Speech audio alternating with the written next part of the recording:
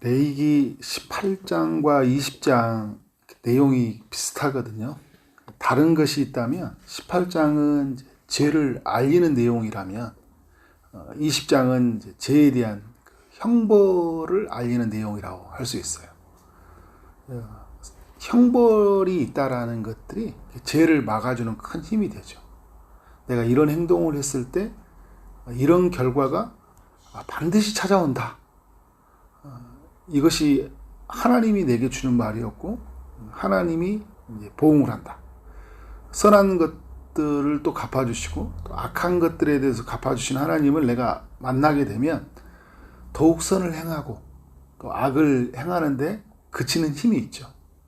근데 우리가 죄인된 본성을 가지고 있어서 그 지키는 힘이 약하니까 우리 주님이 이제 오셔서 우리가 받아야 할 형벌을 받으셨고 또 우리가 선을 행하도록 하시도록 하기 위해서 성령님을 보내셔서 우리로 하여금 선을 행하게 하시잖아요. 그래서 이제 우리가 주님이 필요한 거거든요. 순간순간마다. 그럼 우리가 주님이 필요하면서 주님이 우리에게 일러주셨던 이 말씀들을 잘 살펴서 우리의 삶을 거룩하게 만들어 가야 된다라는 거죠. 오늘 이제 보면 형벌에 대해서 이야기할 때 가장 먼저 우상숭배를 한 사람들에 대한 형벌을 이야기해 주고 있어요. 2절부터 보면 그 몰렉을 숭배하는 자들을 향해서 하나님이 반드시 죽이신다라는 말씀을 하거든요. 몰렉은 당시에 그 암몬 사람들이 섬기는 우상이었어요. 그러니까 머리는 황소의 모습을 하고 있고 몸은 이제 인간의 모습을 하고 있는 그런 우상의 형상이었죠. 하나님이 아닌 우상을 숭배한다는 그 자체로 악한 것이죠. 그런데 여러분 이 몰렉을 숭배한다는 것이 얼마나 더 악한 것이냐면 그 자신의 자녀를 불태워서 희생제사를 드린다라는 거예요. 그러니까 2절부터 4절까지 계속 반복되는 이야기가 그의 자식을 몰렉에게 주다 이런 표현을 쓰는 거예요. 어떻게 자식을 여러분 줄 수 있을까요? 더 큰 가치가 있기 때문에 줄 수 있는 거겠죠. 내가 자식을 희생해서라도 다른 무엇인가를 얻을 수 있기 때문에. 예를 들어서 우리의 부족, 마을 전체가 살아나는 길이라면, 재앙을 막는 길이라면, 부자가 되는 길이라면 누군가 한 자녀는 죽어야 된다. 예를 들어 이런 논리가 있다면 어떻게 할까요? 결국은 그 희생제사를 드릴 수밖에 없을 거 아니에요. 그런 논리에 사로잡힌다면. 우리 자녀들이 한 10명이 있어요. 대여섯 명 이렇게 있단 말이에요. 근데 우리 가족 전체 우환이 없고 건강하고 결혼도 잘하고 다 잘 살았는데 한 명의 자녀가 죽어야 된다. 그래야지만 너희가 산다. 그러면 어떤 생각을 가질까요? 하나를 줘야 될 생각을 가질 거 아니에요. 네, 여러분 정상적인 생각을 가지면 또 그렇게 못하죠. 왜냐하면 그 하나는 전부니까. 하나를 잃으면 다 잃은 거잖아요. 잃은 양 하나를 잃으면 다 잃은 것처럼. 이 우상이라는 것은요, 우리의 사고 체계를 그렇게 악하게 만들어요. 그러니까 거기에 우리를 세뇌를 시키고 프레임을 씌워서 거기를 못 벗어나게 그 생각을 부자 되고 싶고 성공하고 싶고 건강하고 싶고 그래서 여러분 내가 진짜 지켜야 될 가치를 잃어버리게 만들어요. 이게 여러분 우상숭배의 힘이에요. 이 시대도 여러분 이런 몰렉과 같은 우상 진짜 우리가 소중하게 여겨야 될 가치를 놓치고 다른 것에 붙잡히게 하는 것들이 얼마나 많이 있는지 몰라요. 2절에부터 반복되는 이야기가 뭡니까? 몰렉을 숭배하는 자는 반드시 그를 죽인다라고 이야기하고 있어요. 반드시 죽이되 그 지방 사람이 돌로 칠 것이요. 그러니까 그걸 이 하나님이 몰렉 숭배에 대해서 엄한 경고를 하셨으니까 이걸 안다면 사람들이 어떻게 해요? 옆에 있는 사람들이 몰렉 숭배를 한다 그러면 죄에 동조하지 말고 그죠? 묵인하지도 말고 어떻게 해요? 돌을 들어서 그 사람을 치라는 거예요. 없애라는 거예요. 적극적으로 어떻게 우상 숭배에 대해서 이제 그 배격하는 모습을 볼 수 있죠. 3절은 하나님이 직접 이제 그 내리시는 형벌이에요. 어떻게 합니까? 내가 그를 진노하여서 그의 백성 중에서 끊으리라. 끊으리니. 하나님의 백성 안에서, 언약의 백성 안에서 끊겠다라는 거예요. 왜냐하면 내 성소를 더럽히고 하나님의 성소 그리고 하나님의 성호, 하나님의 이름이죠. 욕되게 했기 때문이다. 하나님이 이렇게 숭배하는 사람에게 머무를 수가 없어요. 하나님이 머무르려면 어떻게 해요? 이 사람을 끌어내야 되는 거예요. 하나님이 돈과 하나님을 겸하여 섬길 수 없다라는 말을 하는 거잖아요. 돈도 하나님도 같이 있을 수 없어요. 뭔가 하나 끊어져야지 있는 거잖아요. 하나님이 떠나든지 아니면 돈을 끊든지 그러면 내가 여기 있겠다라는 거예요. 내가 너 인생 가운데 공동체 가운데 몰렉을 숭배하는 자들을 끌어내든지 아니면 내가 가거든지 내가 여기 머물기를 원한다면 어떻게 한다는 거예요? 그것은 몰렉을 숭배하는 사람들을 돌로 쳐 죽이라는 거예요. 4절과 5절은 그것을 보고도 못 본 채 하는 사람들은 어떻게 하냐? 하나님이 그들도 죽인다라는 거예요. 그리고 그들도 그들의 백성 중에서 끊으리라. 묵인하고 동조하는 것도 큰 죄예요.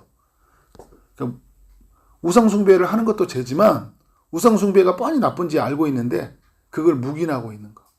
저도 목회자로서 여러분 예를 들어서 우리 안에서 있는 우상숭배가 있는데 뭐 그게 괜찮다고 하고 저도 또 이 시대에 가지고 있는 사조와 철학에 물들여져 가지고 막 그렇게 막 기복주의로 가서 그죠? 마치 막 우상을 추구하는 사람들의 삶의 방식처럼 그렇게 설교하고 그렇게 사역을 추진해 간다면 저도 악한 짓이죠. 근데 우리도 여러분 우리 주변에서 그런 죄를 많이 저지를 수 있어요. 이 시대의 우상은 너무 가까이 있기 때문에 20장에 이야기할 때 거룩에 대해서 이야기할 때 이 우상숭배 특별히 몰렉숭배에 대해서 하나님이 엄한 경고를 하고 있는 거죠. 자, 6절부터 8절까지는요.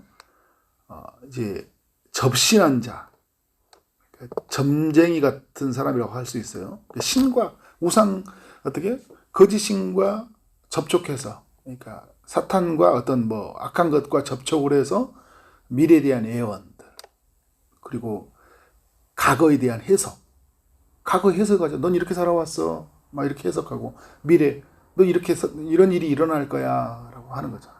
내가 만난 신이 말해줬어. 박수무당 지금 우리 말한다는 무당들이죠. 점쟁이 무당들이에요. 그러니까 이런 이들에게 가까이 하는 자들에게 주님이 어떻게 하신다고 그래요? 죽이신다라고 이야기를 하고 있어요. 백성 중에서 끊으리니. 지금 이게 이들에게 가까이 가면 안 된다라는 거예요. 그래서 여러분 우리는 하나님의 사람들은 어떤 사람이에요? 말씀 안에서 찾는 사람들이잖아요. 그 말씀 안에서 우리의 과거가 해석이 되는 거거든요. 하나님 안에서 그 말씀을 들어가면 하나님께서 우리를 창조하신 자신의 백성들을 이끌어 가시는 그 구원에 관한 이야기가 있잖아요. 왜냐하면 창조한 백성들이 타락했기 때문에 그 타락한 인간을 구원하시기에는 하나님이 일하심, 하나님이 열심히 있어요. 하나님의 계획이 있어요. 그걸 성경에 우리에 담아 두었다고요. 성경을 보면서 우리가 죄인이었구나. 그리고 죄의 값으로 내가 일어난 일들이었구나. 그리고 하나님의 뜻이 이루기 위해서 이러한 일들이 일어났다는 것을 성경을 보면서 성령님이 우리 가운데 비춰주신 그 음성을 따라서 우리의 삶이 지어져 가야 되는데 이것이 성경 안에서 내 삶이 해석에 거부하고 그걸 말해주는 사람들에게 내 인생을 해석하고 그리고 미래의 문제를 그 사람에게 맡기는 거예요. 여러분 교회 안에서도 그런 일이 일어날 수 있어요. 자칫하면 막 이렇게 접신한 자와 박수무당 하는 것처럼 마치 내가 신과 접촉한 것처럼 내가 하나님을 다 안 것처럼 함부로 말해주는 사람이 있어요. 뭔가를 말하려면 성경의 근거를 가지고 이야기를 해줘야 돼요. 그러니까 들으면 막 기도 많이 했다고 막 이야기 들으면 안 돼요, 여러분. 쉽게 들으면 안 돼요. 미래적인 이야기들은. 나 애언의 인사 받았다고 하면서 막 이야기해주면 되게 조심해야 돼요. 그런 말하는 것도 조심해야 돼요. 말씀을 근거로. 그죠? 항상 그 사람의 하나님의 영광을 드러내는 것이 무엇인가를 잘 살피면서, 이게 여러분 한 사람의 인생을 어떤 하나의 그 프레임에 씌워서 완전히 인생을 나락으로 떨어뜨릴 수 있어요. 그렇게 나도 거기에 말에 사로잡히면. 그런 의미에서 우리는 이런 것들에 대해서 철저하게 우리의 삶에 대해 들어오지 못하도록 해야 된다. 그러니까 뭔가 불안하니까요. 불안하잖아요. 그죠? 답답하고 힘들고. 그러니까 점쟁이 찾아가고 무당 찾아가는 거거든요. 그래서 뭔가 내 삶에 있는 이 문제로부터 벗어나고 싶은 거예요. 좀 더 다 잘 되고 싶어서, 안 되는 게 이름이 잘못 져져서 그런 건가. 그래서 이름을 바꿔야 된가 했는데, 바꾼다는 게 나쁜 건 아닌데, 그죠? 근데 생각 자체부터 좀 약간 시도가 다른. 보고만 해석하면 괜찮은 거예요. 최만석 괜찮잖아요. 그죠? 근데 이름 막 하면, 이름 때문인가. 그래서 또 어디 찾아가면 또 장명소 찾아가요. 찾아가서. 이름 바꾸고. 그럼 내 인생이 바뀌어집니까, 여러분? 예수 안에 있으면 주님이 내 주가 되시고 나를 통치해 가시잖아요. 결혼 앞두고 이제 궁합 보러 가는 거예요. 우리 자녀 진짜 맞는지 안 맞는지. 자녀의 결혼의 문제를 누구에게 맡기고 있어요? 점쟁이에게 물어보고 있는 거예요. 굉장히 위험한 행동들을 많이 한다니까요. 사주풀이 심심해서 보고 있고. 우리가 어떻게 사탄은 계속 우리로 하여금 접신한 자, 박수무당과 같은 세상에 계속 거기에 붙들리고 그 단어 하나의 문구에 인생이 붙잡혀 간 사람들이 얼마나 많이 있는 줄 아세요? 그러니까 그런 거 있으면 그냥 치아라 이런 거 있잖아요. 그래서 말씀 보고 말씀 속에서 하나님 나에게, 그래서 오늘도 우리 계속 말씀 보는 거잖아요. 말씀에 완전히 붙들려야 돼요. 그래서 여러분이 1절부터 8절의 그 우상숭배에 대한 이야기는 너무 우리에게 또 중요한 이야기예요. 또 오늘 이후에 시간 많이 있는데 하나만 더 이야기한다면 이제 9절에 나와 있는 자기 아버지나 어머니를 저주하는 자는 반드시 죽인다 이라고 하고 있어요. 저주한다라는 이 단어의 의미가 그 업신여긴다, 가볍게 여긴다 이런 의미를 담고 있거든요. 어제도 우리가 나눌 때 그 거룩에 대한 첫 번째 이야기가 뭐였어요? 부모 공경이었잖아요. 근데 오늘 우상숭배에 관한 이야기를, 형벌에 관한 이야기를 끝내고 첫 번째 이야기해주는, 사람들 속에서 이어지는 이야기 속에 첫 번째 이야기가 뭐예요? 부모를 저주한 자를 이야기하고 있어요. 부모를 업신여기는 말. 이게 저주라는 말이 이제 말이잖아요. 함부로 부모님한테 말하. 그렇죠? 이렇게 살갑게 둘이 이렇게 이야기하는 건 괜찮은데, 부모, 당신 때문에 내가 내 인생이 됐다, 그런 거 있잖아요. 가슴에 못 박는 말을. 굉장히 그런 이야기를 하면 안 되죠. 함부로 하는 말들. 부모의 권위를 완전히 떨어뜨리는 말. 이건 여러분 성경이 계속 이야기해요. 부모 공경. 왜냐하면 부모는 하나님이 나를 태어나게 하게 한 하나의 도구였잖아요. 그죠? 내가 태어난 부모가 있었기 때문에 존재한 거잖아요. 그래서 부모는 신학자들이 말할 때 하나님의 대리자라고 이야기했거든요. 부모를 함부로 하는 것은 하나님 앞에 함부로 하는 거다. 험한 징계가 있다라는 거. 그래서 여러분이 이런 형벌을 통해서, 이야기를 통해 어떻게 해요? 우리의 삶은 우리에게 있는 소중한 사람들, 한 사람 한 사람들을 어떻게 해요? 그들을 하나님 대하듯이 대해야 된다. 이후에 있는 말씀들, 이제 성적인 이야기를 쭉 하고 있어요. 근친상간, 동성애. 이런 이야기를 하는 건 뭐냐면, 나라는 한 사람이 너무 소중하고, 그리고 다른 사람도 소중한 거예요. 그러니까 내가 여러분, 예를 들어 지금 성적인 죄를 저질렀다면, 나의 영혼이 손상을 입는 거고, 그리고 다른 사람이 영혼이 손상을 입는 거잖아요. 짐승과 교합한다는 거 뭐예요? 창조의 질서를 완전히 깨뜨려 버리는 거예요. 그러니까 남자가 한 여자와 만나 결혼해야 되는 거잖아요. 그런데 남자가 또 짐승과 이런 교합하고 이런 일들이 일어난 건 창조의 질서를 완전히 깨뜨리는 거예요. 그러니까 나의 영혼을 깨뜨리는 거고, 상대방의 영혼을 완전히 깨뜨리는 거고, 여러분 근친상간과 이런 일들은 뭐예요? 그 가정과 가문을 완전히 파탄나게 해버리는 거예요. 나의 욕망이. 그러니까 오늘 20장에 보면 그 중심에 보면 욕망이거든요. 우상 숭배하는 것들. 더 잘되고 성공하고 싶은 그 욕망이잖아요. 그러니까 이런 것들에 내버리면 우리의 영혼에 치명적인 상처를 입는다. 그리고 누군가도 같이 죄를 짓는 누군가도 치명적인 상처를 입고 그걸 지켜보고 묵인하고 모른 채 하는 사람들도 다 하나님 앞에. 그러니까 여러분, 내가 하나님 앞에 거룩하게 서는 건요, 다른 사람도 지켜주는 거고요, 모든 사람을 다 지켜주는 거예요. 그러니까 나의 문제만이 아니에요. 오늘 내가 거룩하게 살아가는 것은 나를 지켜주는 거고 상대방을 지켜주는 거고 모두를 지켜주는 거예요. 창조 질서 전체가 하나님 은혜 가운데 돌아가는 거예요. 그런 의미에서 우리 모두가 하나님 앞에서 온전하게 서 있기를 주의 이름으로 축원합니다. 네, 기도하도록 하겠습니다.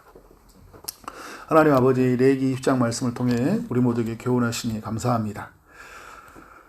우상 숭배에 관한 이야기, 또 부모를 저주한 것이 얼마나 악한 것인지, 또 근친상간과 또 그 짐승과의 교합, 여러 문제들, 또 성적인 죄가 얼마나 악한 것인지, 그것이 창조의 세계를 깨트리고 또 우리의 영혼과 다른 사람들을 치명적인 상처를 준다는 것을 말씀을 통해 깨닫게 하시니 감사합니다. 주님, 세상을 바꿔가기 위해서 다른 사람들의 문제가 있는 것이 아니라 오늘 내가 문제가 있다는 것을 알게 하시고, 또 나부터 온전하게 거룩을 이루어감으로 말미암아 창조된 세상이 하나님의 뜻 가운데 온전하게 보존될 수 있도록 인도하여 주옵소서. 믿음으로 살아가는 하루의 삶이 되게 하시고, 또 우리의 삶 평생이 정말 하나님 앞에 거룩함으로 순결함으로 지어져 갈 수 있도록 인도하여 주옵소서. 오늘도 하나님 은혜를 구하는 이들이 있습니다. 아픔 중인 이들에게 치료의 강선을 비춰 주옵소서. 또 여러 가지 기도의 제목을 가지고 기도하며 나가는 모든 심령들 위해 주님이 찾아가셔서 응답하여 주옵소서. 예수 그리스도 이름으로 기도를 쌓옵나이다. 아멘.